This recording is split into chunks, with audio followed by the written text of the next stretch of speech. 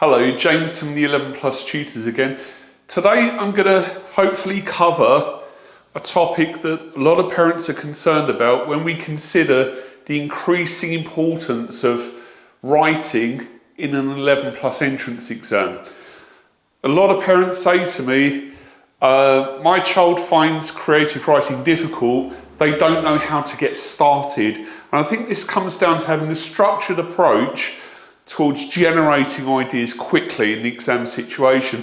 And I think if we work through these ideas now, your child will always have something to fall back on.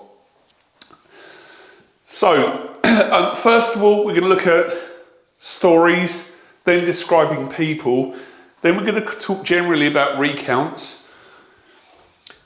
For stories, many children learn this in school. We call it the story mountain. So you've got to start a build-up where you set the scene, introduce the main character, then the problem, that's the main part, then the resolution, the solution to the problem, the hero, then the end. This is a classic, tried and tested structure for a story.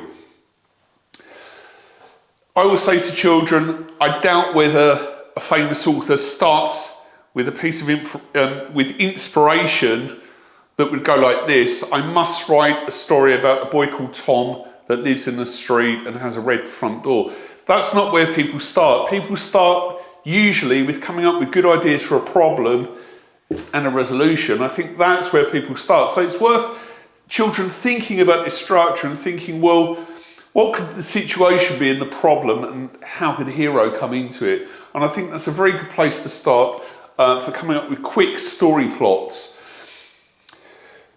In the exam, there's not usually time to write a whole story. Certainly for the CSSE, there's hardly any time.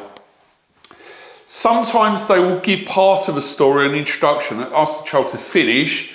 Therefore, they need to follow this. But in the Essex exam, they just give them a picture and say, write a story. I say to children, I think that really you shouldn't try to write a whole story in a very limited amount of time. You should show knowledge that a story goes in a certain direction, infer that in your writing, but I think really just the start of a story would be good enough, as long as you include the key skills that they're looking for in a piece of writing.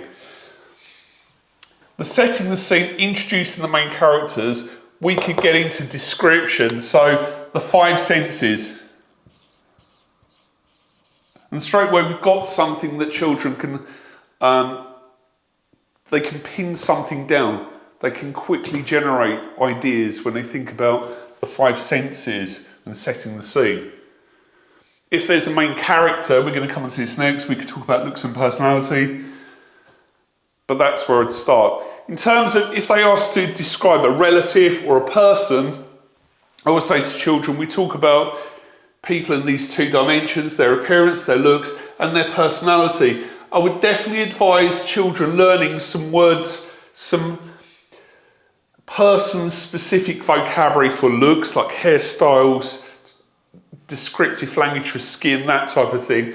And I would come up with some personality words, maybe a list of 10 personality words they could learn. Not just, I like Uncle Bob, he's really funny. That's not good enough for 11 plus, so we need to come up with some good vocabulary. You know, he's a larger-than-life character who's extremely jovial, would be better. So it's worth building up vocabulary for those.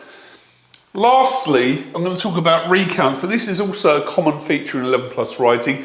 Mainly I see it in the Essex exam, where they say, can you talk about recount a time when you went on holiday, had a party, that type of thing. In this case, the things the child could pin their ideas on are who, what, when, where and why, the 5 W's.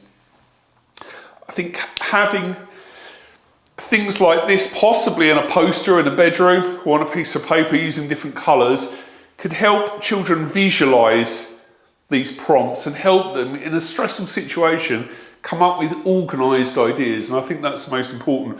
So this obviously is no good without the writing skills, which I'm going to cover in further videos. And that's where most marks are coming from, you know, things like your vocabulary, your metaphors, that type of thing. But certainly this will give their writing structure, and that's what the examiners are looking for. Hopefully you found that an interesting video. There'll be more next week. I look forward to seeing you next time. Goodbye.